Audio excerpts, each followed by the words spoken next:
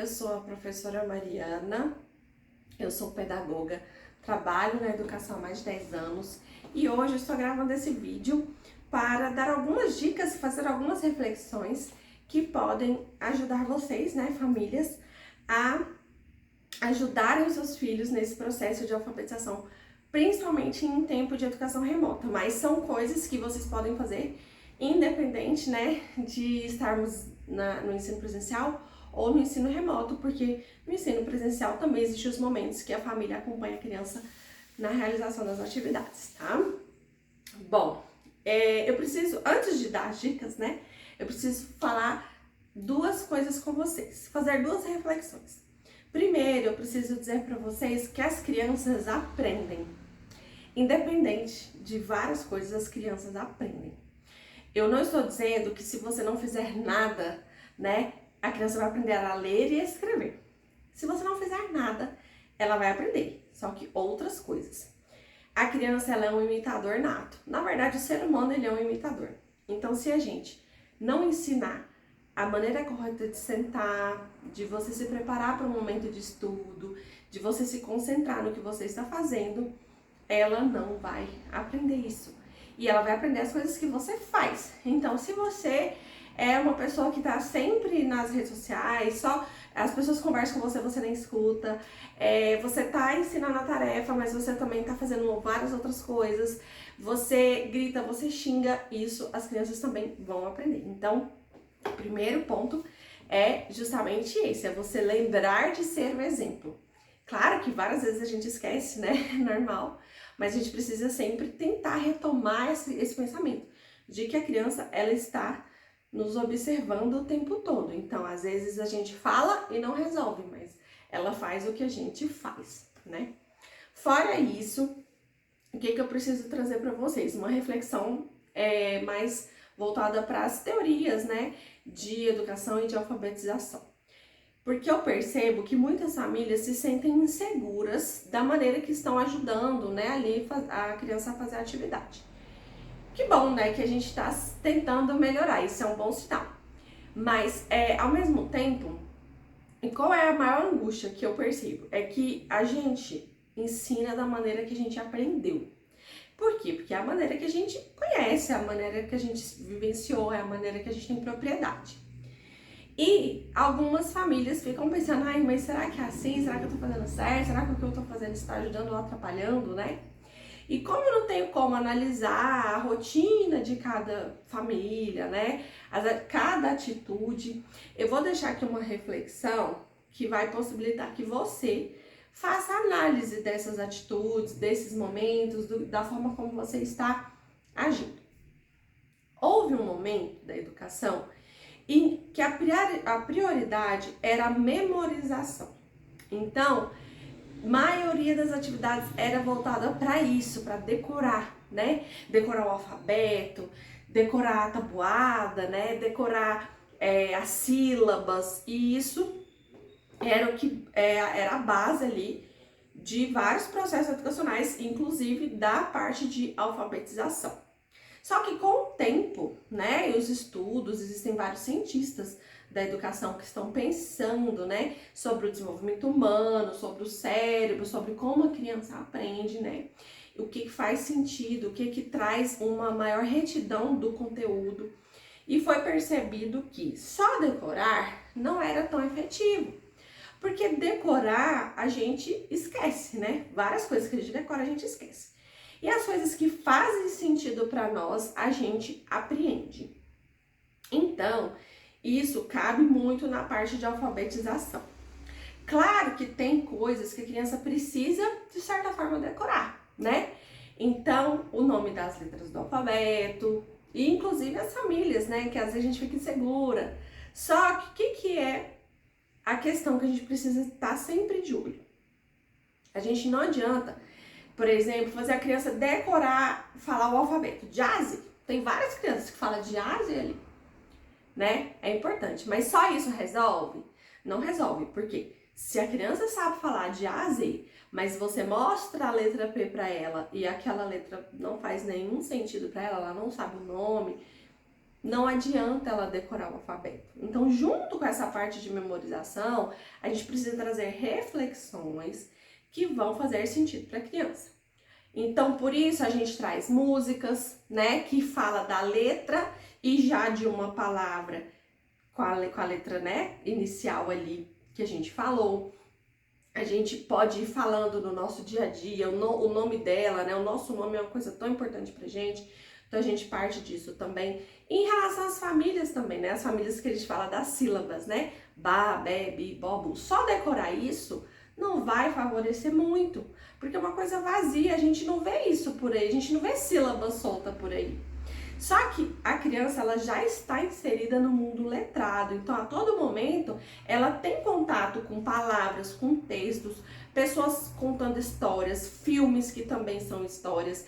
Ela vê coisas escritas a todo momento, ela vê as pessoas escrevendo. Então não faz sentido a gente ficar preso nas sílabas, que é uma coisa muito abstrata, que ela não vê por aí, ao invés de relacionar a sílaba com palavras que fazem sentido para ela.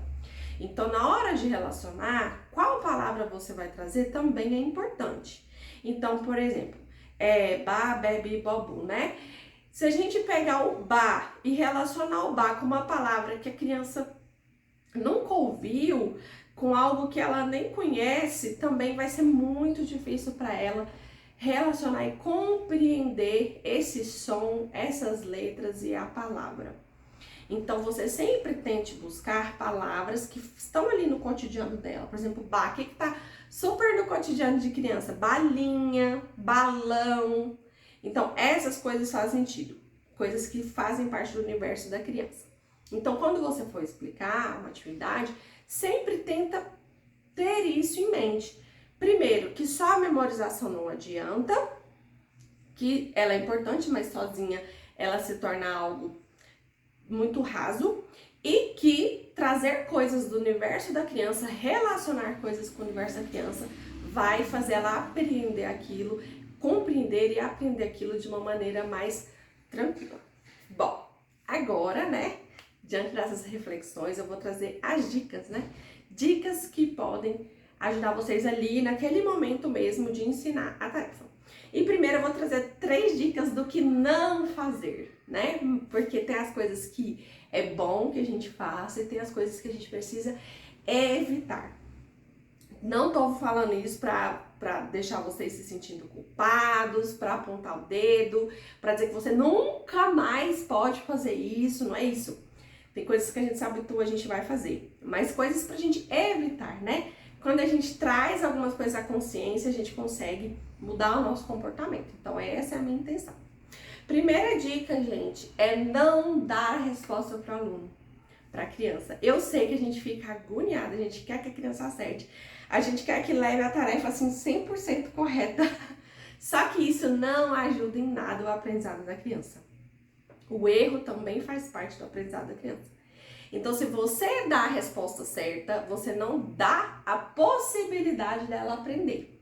Então, esse é um ponto, assim, primeiríssimo lugar. Por isso que eu trouxe já como primeira dica para favorecer o aprendizado da sua criança e a alfabetização. Não dê as respostas corretas, certo? Segundo ponto, gente, não, né, evite ao máximo gritar, humilhar, brigar diante dos erros. A nossa tendência é essa, a gente, dependendo do nível que a gente tiver ali no momento, né, de paciência, tem dia que a gente tá com mais paciência, tem dia que a gente tá com menos, a gente vai se alterar mais facilmente ou mais dificilmente, mas lembra, gente, que o erro, ele faz parte. O erro, ele é uma tentativa de acerto. Então, quando a criança errar, né, calma, respira, não grita, não briga, não vai resolver. Aliás, quando a gente faz isso, pode gerar um efeito contrário. A criança sente raiva, porque a criança é um ser humano como qualquer outro, com todos os sentimentos que a gente tem. A criança fica com raiva, a criança tem repulsa, a criança se fecha, então esse comportamento, ele não ajuda. E terceira dica do que não fazer é o seguinte: se a criança errou na questão número 1, por exemplo, não adianta você ficar ali 1 hora na questão número 1. Isso não vai ajudar. Porque naquele momento ela não está conseguindo compreender, não está conseguindo relacionar com outras coisas. Então, pula, sabe? Pula, ela não conseguiu fazer número 1, vai para a próxima. Não fica muito tempo ali não, porque não é o tempo que vai fazer ela aprender. São as relações que vai fazer ela aprender. Beleza? 3 dicas aí do que não fazer ou do que evitar. E agora, dicas do que você pode fazer, né? Que é legal que você faça, que você incorpore no seu dia a dia com a sua criança, que pode ajudar, né? E favorecer esse processo de alfabetização. Primeira dica, gente, é você ler em voz alta, pausadamente, né? Falando cada letra, cada som, cada sílaba e apontando o que você está lendo para a criança. Então, se você vai ler número 1, pergunta número 1 ou um texto, você vai lendo e apontando o que você está lendo, porque isso favorece a consciência fonológica. O que é a consciência fonológica? É a criança relacionar o som da letra com a letra escrita, né? Com a grafia da letra. Então, todas as vezes que você for ler uma pergunta, ou se você for ler um texto com a criança, você leia em voz alta, com calma, tranquilidade, falando todos os sons, porque nós, né, às vezes temos a tendência de encurtar palavras, de cortar letras, né, e isso não ajuda a criança também. Então, leia com calma, leia pausadamente, fale todos os sons e aponte para a criança o que é que você está lendo. E isso pode parecer, né, meio bobo assim, mas favorece muito o processo de alfabetização. Além também da criança entender essa dinâmica de leitura, né, que a gente lê da esquerda para a direita, que a gente começa de cima para baixo, que são coisas que ela também precisa entender, faz parte do nosso processo de leitura e escrita, né? Segunda dica, gente, eu tô olhando aqui porque tem uma cola, tá? Segunda dica, ao invés de dar a resposta para a criança, faça perguntas para a criança, para que ela descubra a resposta sozinha, ou, né, que você facilite através das perguntas que ela identifique a resposta correta. Então, se ela errou, você pergunta: você tem certeza que é isso? Né? Você tem certeza? Por que você acha que é isso? Qual outra palavra que você acha que começa com essa letra? Eu tô dando exemplo aqui bem da parte de alfabetização, mas você pode usar isso, né, em outras situações, com outros conteúdos também. Mas a questão é, ao invés de dar a resposta, você dar perguntas para que a própria criança descubra a resposta. E você pode, além de fazer as perguntas, né, você trazer o som da letra, você fazer comparações, trazer outra palavra que também tem o mesmo som da que ela está tendo que escrever ali e não está conseguindo. Então você pode trazer elementos que vão favorecer que a criança mesmo identifique o seu erro, identifique a resposta, fazer relações ao invés de apenas apresentar a resposta correta ou apenas, né, apontar o erro. Que tem a ver com a terceira dica, gente. Ao invés de apontar o erro, por exemplo, se ela escreveu uma palavra e escreveu com a letra errada, ou escreveu a própria letra errada, né? A criança nessa fase, ela espelha muito, escreve o B virado, escreve o S virado, né? Ao invés de você apontar e falar, ó, tá errado, o que você pode fazer? Você escreve a palavra corretamente e mostra para a criança. Você fala, olha, aqui também está escrito bola. Vê se você escreveu desse jeito aqui. Tem alguma coisa diferente? O que está diferente no seu? Então, é o mesmo sentido da dica 2, que é você, ao invés de apontar o erro ou dar a resposta, você trazer relações, trazer elementos que vai fazer a criança perceber o erro sozinha e identificar a resposta correta. Construir o aprendizado, o pensamento, o conhecimento, tá bom? A número 4 tem a ver com uma dica que eu dei do que não fazer, né? Que é não ficar insistindo ali muito tempo na questão que a criança não conseguiu. Então, você pode pular, né? E voltar ao final. Por quê? Naquele momento ali que ela errou, significa o quê? Que ela não tem elementos suficientes, ela não conseguiu relacionar essa pergunta com o que ela já tem de conhecimento para ter a resposta correta. Então, não adianta ficar ali, não adianta. Vai estressar você, vai estressar a criança e não vai resolver né, no sentido do que a gente deseja, que é dela alcançar o conhecimento. Então pula e provavelmente no decorrer dessa própria atividade, vai para 2, vai para 3, ela vai adquirindo novos conhecimentos, vai percebendo novas situações e pode ser que quando você voltar na número 1, ela já consiga responder de uma maneira diferente e até de uma maneira correta. Então sempre lembre-se disso, né? E por fim, gente, de uma dica do que fazer, eu preciso que vocês se lembrem sempre que é normal errar. Não precisa ficar insistindo. Você pode mandar a tarefa com a resposta errada, porque isso é um indicativo do que ela ainda não compreendeu. E isso, ao invés de, às vezes a gente acha que isso vai estar atrapalhando, né? Mandar a tarefa com a resposta errada não atrapalha.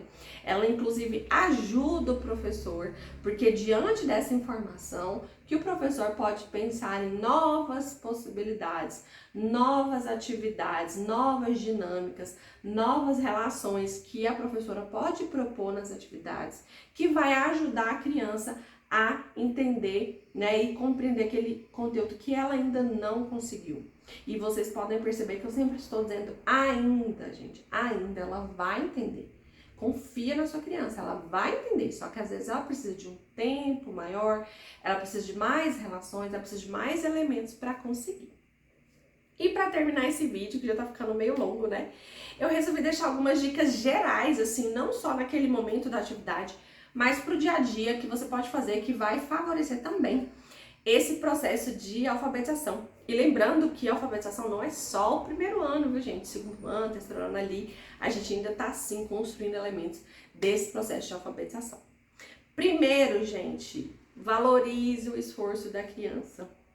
Às vezes ela deu tudo de si. Na verdade, na maioria das vezes, ela deu tudo de si ali. E às vezes a gente reage de uma maneira diante daquilo que deixa a criança frustrada, a gente está não favorecendo a autoestima dela, a gente não está deixando claro que ela vai conseguir. Então valorize o que ela fez, o desenho que ela fez, do jeito que ela fez, a escrita que ela fez, porque foi o que ela conseguiu naquele momento. Pra gente, às vezes, parece tudo óbvio, né? Porque a gente já sabe ler, já sabe escrever. Só que não é nada óbvio, né? É muito difícil aprender isso. Então, e também não só em relação ao conteúdo de alfabetização, mas também à estética, ao desenho, ao tamanho da letra, ao formato da letra. Tudo isso são coisas que a gente vai aprimorar com o tempo. Então, sempre valorize o esforço da criança, tá? Segunda coisa, gente, cria um ambiente favorável para estudar. A criança, ela precisa entender, né, que ela precisa sentar, que ela precisa não ter distrações, né, televisão, celular. Celular agora a gente tem que usar, né, porque a tarefa é pelo celular. Mas eu digo no sentido de vídeos, música, coisas que vai tirar a atenção da criança. Então, cria um ambiente favorável, porque ela vai entender que ela precisa disso, que vai ser melhor para ela, que vai ajudá-la a entender, a aprender mais. Dedique-se pelo menos 5 minutos também. Gente, isso é importante. Às vezes a gente acha assim, hoje eu não tenho tempo, então não vou fazer nada. Mas todo o tempo que a gente se dedica a isso vai fazer diferença, que seja 5 minutos. Eu sei que o dia da gente é corrido, que a gente tá vivendo uma situação complicada, que a gente tá com muitos problemas, mas 5 minutos por dia vai fazer muita diferença, eu te garanto. Faça isso, que vocês vão... Outra coisa, leia. Esse aqui é um problema sério, né, gente? Porque principalmente depois do celular, da internet, das redes sociais, a gente começou a ler muito menos. E aí, se a gente não lê, a gente lê no celular, né? Mas eu digo outras coisas, né? Lê pra criança ver a gente lendo. Então, é ler pra gente, ler coisas que são interessantes pra gente, mas também ler pra criança, né? Ler uma história pra criança. Ou se você não tiver coisas assim muito infantis, lê coisas que você acha que a criança vai gostar, né? Ler sobre um filme, ler uma notícia. A criança hoje está super antenada, porque ela escuta muitas coisas. Ler uma notícia, isso também vai favorecer esse processo. Contar histórias também. Gente, a oralidade, ela é super importante na construção da alfabetização. Então, você contar histórias para ela, a gente já conta muita coisa no dia a dia. E dar a oportunidade para a criança contar, escutar a criança, ter um tempo. Às vezes a gente tá tão apressado, falando, não, depois você me conta. E acaba que depois a gente não escuta, né? Então, como pedir para a criança contar? Não precisa ser histórias só inventadas, narrativas, como te faz, não. Histórias do dia a dia. Então, se você saiu para trabalhar e voltou, pergunta para ela como que foi o seu dia, deixa ela contar, né? Para ela ir desenvolvendo o quê? Senso de antes e depois, o que aconteceu, como contar, né, numa ordem correta, numa sequência lógica. Então, falar também é muito importante, assim como cantar música com a criança, pedir para ela cantar. Então, todos esses movimentos que envolvem a língua portuguesa vão ser importantes. E por último, né, é você usar o próprio dia a dia de vocês para falar sobre letras, sobre palavras. Então, se você pediu para ela te ajudar a fazer alguma coisa, arrumar os brinquedos, por exemplo, arrumar o quarto, né? Vai falando, né? Tipo, agora vamos pegar a caixa de brinquedos. Brinquedo, olha esse som, brinquedo, começa com que letra? Deixa ela falar. O que mais aqui desse quarto que começa com B? A bola. E você vai usando coisas do dia a dia mesmo. Na cozinha, se você tá na cozinha, tá fazendo um almoço, né? O que tem pra gente almoçar hoje? Arroz. Ah, arroz começa com a letra A. Igual, qual outra palavra também começa com a letra A? E assim você usa o próprio dia a dia para favorecer esse processo de alfabetização. Bom, eu vou ficando por aqui, já falei demais, mas espero de coração que esse vídeo ajude, né? Que ele contribua, que ele traga outras visões. Não é que você tem que fazer só isso ou sempre fazer isso. Não é nesse sentido que esse vídeo existe. Ele existe para que você tenha mais elementos, mais possibilidades, consiga enxergar de outras maneiras o processo de alfabetização e que assim você consiga ajudar a sua criança a ser, né, se tornar uma criança leitora, escritora, uma criança que realmente já apreende esse sentido de ler e escrever. E eu tenho certeza que depois de um tempo você vai colher os frutos disso e o resultado sempre é maravilhoso. Então é isso, um beijo e até a próxima!